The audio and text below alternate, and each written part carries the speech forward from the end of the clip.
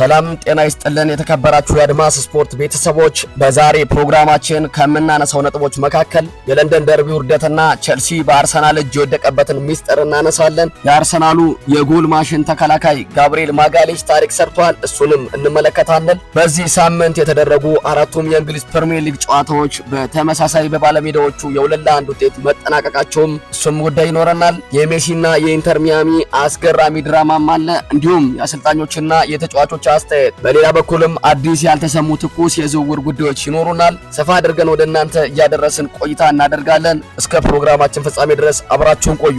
ዛሬ አንድ እጅግ አስገራሚና የቼልሲ ደጋፊዎችን የሚያበሳጭ የአርሰናል ደጋፊዎችን ደግሞ በሳቅ የሚያፍነከንክ ስታቲክስ ይዘንላችሁ ቀርበናል። ለንደን ቀይ ናት የሚለው መፈክር በምክንያት መሆኑን የሚያረጋግጥ አንድ መረጃ ወጥቷል። ባለፈው 6 ዓመታት ቼልሲ አርሰናልን ካሸነፈ ይልቅ አርሰናል በአንድ ወር ውስጥ ቼልሲን ያሸነፈበት ይበልጣል ቢባሉ ያምናሉ? ዝርዝሩን አብረን እንመልከት። የቼልሲ የ6 ዓመታት የድል ድርቅ። አዎ አልተሳሳታችሁም። ቼልሲ ባለፉት 6 ረጅም ዓመታት ውስጥ በፕሪሚየር ሊጉ አርሰናልን ማሸነፍ ናፍቆታል። በቢሊየን የሚቆጠር ዶላር የተከሰከሰበት የለንደኑ ክለብ በሜዳው ይሁንም ከሜዳው ውጭ የመድፈኞችን ግርማ መቋቋም ተስኖታል። ከ2008-19 የውድድር ዘመን ጀምሮ ቼልሲ አርሰናልን በሊጉ ማሸነፍ ሳይችል 6 ዓመታትን አስቆጥሯል። በዚህም የስነ ልቦና የበታችነት ይህ አሃዝ የሚያሳየው ቼልሲ ምን ያህል ኮከብ ተጫዋች ቢሰበስብም ከአርሰናል ጋር ሲገናኝ መንቀጥቀጥ እንደሚጀምር ነው። የአርሰናል የአንድ ወር ገለይነትም እንዲሁም ይታይበታል። አሁን ደግሞ ወደ አርሰናል እንዙር። ቼልሲ በ6 ዓመት ወይም በ72 ወራት ውስጥ ያላሳካውን ድል አርሰናል በ30 ቀናት ውስጥ ብቻ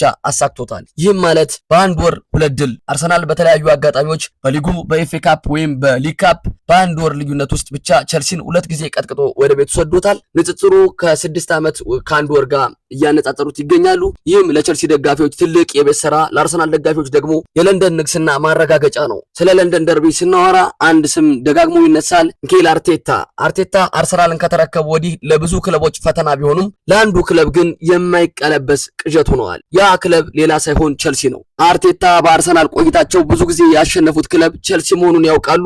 አዎ፣ ሙሉ 11 ጊዜ። ዝርዝር መረጃውን አሁን ይዘንላችሁ ቀርበናል። ሚኬል አርቴታ ወደ ኤምሬትስ ከመጡ ጀምሮ ቡድኑን ወደ ቀድሞ ክብሩ ለመመለስ ብዙ ደክመዋል። በዚህም ጉዟቸው ውስጥ ግን ቼልሲን ማሸነፍ ልክ እንደ ልምምድ ሆኖላቸዋል። አርቴታ በሁሉም ውድድሮች ቼልሲን 11 ጊዜ ድል አድርገዋል። አርቴታ በስልጣን ዘመናቸው ካሸነፏቸው ክለቦች ሁሉ ቼልሲ በአንደኛ ደረጃ ላይ ተቀምጧል ማለት ነው። የሜዳ ላይ የበላይነት በስታንፎርድ ብሪጅ ይሁን በኤምሬትስ አርቴታ የቼልሲን ታክቲክ ሰባብረው የመውጣት ልዩ ጥበብ አላቸው። ይህ 11 ጊዜ መሸነፍ ታሪክ ዝም ብሎ የመጣ አይደለም። ቼልሲ ባለፉት ጥቂት ዓመታት ውስጥ በቢሊዮን የሚቆጠር ፓውንድ ቢወጣም የአርቴታን የተቀናጀ ሲስተም መበጠስ አልቻለም። አርቴታ የቼልሲ ደካማ ጎን በማጥናትና ፈጣን የመልሶ ማጥቃት በመጠቀም በተደጋጋሚ ሰማያዊዎችን በማሸነፍ ሸኝተዋል። አሁን ላይ አርሰናል ከቼልሲ ጋር ሲጫወት እናሸንፋለን የሚለው በራስ መተማመን በደጋፊውም በተጫዋቹም ዘንድ ሰርጿል። በሌላ ዜና የአርሰናሉ የጎል ማሽን ተከላካይ ጋብሪኤል ማጋሌሽ ታሪክ ሰርቷል።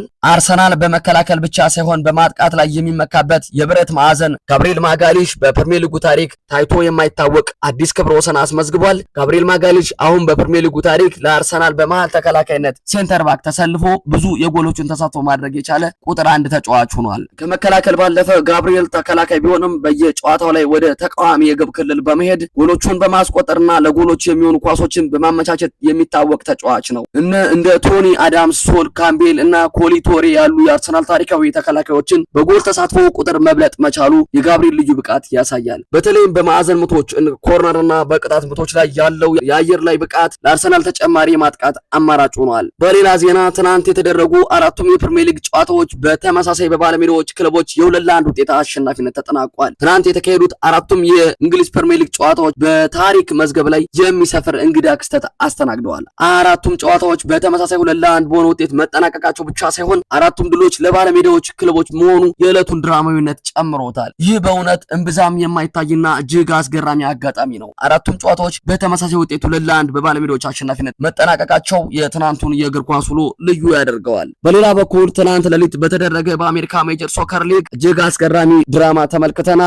ኢንተር ሚያሚ ከሽንፈት አፋፍ ተነስቶ ወደ ድል የተመለሰበት፣ ሊዮኔል ሜሲ ደግሞ እኔ ገና ነኝ ብሎ ያስመሰከረበት ልዩ ምሽት ነበር። ጨዋታው ለኢንተር ሚያሚ ደጋፊዎች አስደናቂ በሆነ መልኩ አልነበረም የጀመረው። ተጋጣሚያቸው ኦርላንዶ ሲቲ በሜዳው ባሳየው ብቃት ሚያሚን 2-0 መምራት ችሎ ነበር። በስታዲየሙ የነበሩ የኦርላንዶ ደጋፊዎችም ድሉን አረጋግጠናል ብለው በገመቱበት ቅጽበት ግን የሜሲ አስማት ተጀመረ። ሊዮኔል ሜሲ ዛሬም የጨዋታው ኮከብ መሆኑን አስመስክሯል። ኢንተር ሚያሚ ጨዋታውን 4-2 በሆነ ውጤት እንዲያሸንፍ ያደረገው አስተዋጽኦ የሚከተለው ነበር። ሁለት ወሳኝ ጎሎቹን አስቆጥሯል። ሜሲም በግል ብቃቱ ያስቆጠራቸው ሁለት ግቦች የቡድኑን የራስ መተማመን ወደ ሰማይ ሰቅለውታል። ከጎሎቹ በተጨማሪ አንድ ድንቅ አሲስት ለቡድን አጋሩ ያመቻቸው ኳስ ሚያሚን ወደ መሪነት ያሸጋገረ ነበረች። ቡድኑን በሁለት ግብ ተበልጦ በነበረበት ሰዓት ሜሲ ተጫዋቾችን በማነቃቃትና ጨዋታውን በመቆጣጠር ረገድ የነበረው ሚና የሚደነቅ ነው። ይህ ድል ለኢንተር ሚያሚ የዘንድሮ የዋንጫ ጉዞ እጅግ የቀለለ ያደርገዋል። ሜሲና ጓደኞቹ ሉዊስ ሱዋሬዝም ጨምሮ እያሳዩ ያሉ ቅንጅት ለሌሎች የሊግ ክለቦች ትልቅ ስጋት መሆኑ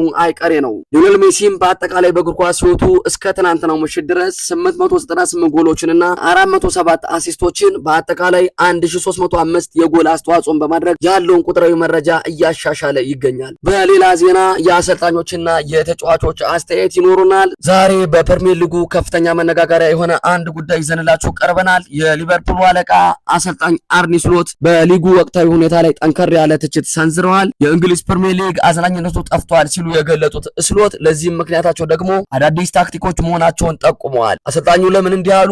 የቆመ ኳስም የሊጉን ውበት አጥፍቶታል ብለዋል። የሊቨርፑሉ አለቃ አርኒ ስሎት በቅርቡ በሰጡት መግለጫ የፕሪሚየር ሊጉ ጨዋታ አሁን ላይ ያላቸው የመሳብ አቅም እየቀነሰ መምጣቱን በግልጽ ተናግረዋል። እንደ አሰልጣኙ ገለጻ የሊጉ ክለብ ከጨዋታው ፍሰት ይልቅ በቆመ ኳስ ሴት ፒስ ላይ ከልክ በላይ ጥገኛ መሆናቸው ጨዋታውን አሰልቺ አድርጎታል ብለዋል። ስሎትም የቆመ ኳስ በዘንድሮ በፕሪሚየር ሊግ አዲስ እውነታ ነው ሲሉ ገልጸውታል። አክሎም እንዲህ ብለዋል። አሁን ጨዋታዎችን መመልከት ያን ያህል አስደሳች አይደለም፣ ነገር ግን ከፍተኛ ፉክክር ይታይበታል። ይህ አስተያየት ብዙዎችን ያስገረመ ሲሆን በተለይ ቡድናቸው ሊቨርፑል በፈጣንና በአዝናኝ ጨዋታ በሚታወቅበት በዚህ ወቅት መነገሩ ትኩረትን ስቧል። አሰልጣኝ አርኒ ስሎት በንግግራቸው መጨረሻ ላይም የሰጡት አስተያየት ይበልጥ ስሜት ቀስቃሽ ነበር።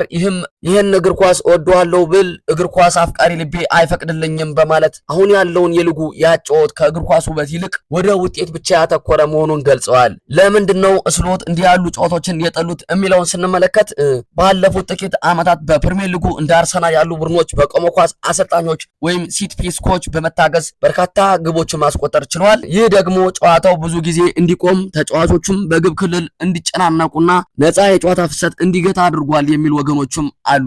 በሌላ ዜና ሃንሲ ፍሊክ ለባርሳ ደጋፊዎች ጥሪ ያቀረቡ። ባርሴሎና በአትሌቲኮ ማድሪድ የደረሰበትን የ4-0 የሽንፈት ናዳ ለመቀልበስ ወደ ሜዳ ይገባል። አሰልጣኝ ሃንሲ ፍሊክ ግን ተስፋ አልቆረጡም። እንዲሁም ለደጋፊው አንድ ጥብቅ መልእክት አስተላልፈዋል። ታምሩን የምንሰራው አብረን ነው ብለዋል። ነገ በካምፕኑ አንድ ታላቅ ታምር ይፈጠር ይሆን? ባርሴሎና በመጀመሪያው የኮፓ ዴል ሬይ ጨዋታ በአትሌቲኮ ማድሪድ 4-0 መሸነፉ ይታወሳል። ይህም ውጤት ለብዙዎች ባርሳ ተስፋ ቆርጧል የሚያሰኝ ቢሆንም ሃንሲ ፍሊክ ግን ነገ በካምፕኑ ሌላ ታሪክ ለመጻፍ ቆርጠው ተነስተዋል። አሰልጣኙ ከጨዋታው በፊት ለጋዜጠኞች በሰጡት መግለጫ ላይ ትኩረት ያደረጉት በደጋፊው ጉልበት ላይ እንደሆነ ተናግረዋል። ነገ ሁሉም ሰው ቡድኑን መደገፍ እጅግ አስፈላጊ ነው። የቡድኑና የደጋፊው ግንኙነት ለውጤታችን መሰረት ነው ብለዋል። የመቀልበስ አስተሳሰብ ካምባክ ሜንታሊቲ ውጤቱን የመቀልበስ እምነት አላችሁ ወይ ተብለው ሲጠየቁ ይህ አስተሳሰብ ሁሌም ሊኖር ይገባል በማለት የቡድናቸውን ቆራጥነት ገልጸዋል። ሁሉም ደጋፊዎች እንደሚረዱን አውቃለሁ። ጨዋታውም ከባድ እንደሚሆን እናውቃለን። አትሌቲኮቹ ጠንካራ ናቸው፣ ነገር ግን እናሸንፋለን ሲሉ በልበ ሙሉነት ተናግረዋል። የተወደዳችሁና የተከበራችሁ ቤተሰቦቻችን ለዛሬ ያዝንላችሁ አዳዲስ ስፖርታዊ መረጃዎች እነዚህን ይመስላሉ። ዳግም በሌላ ፕሮግራም እስክንገናኝ ሰናይ ጊዜ ተመኘው።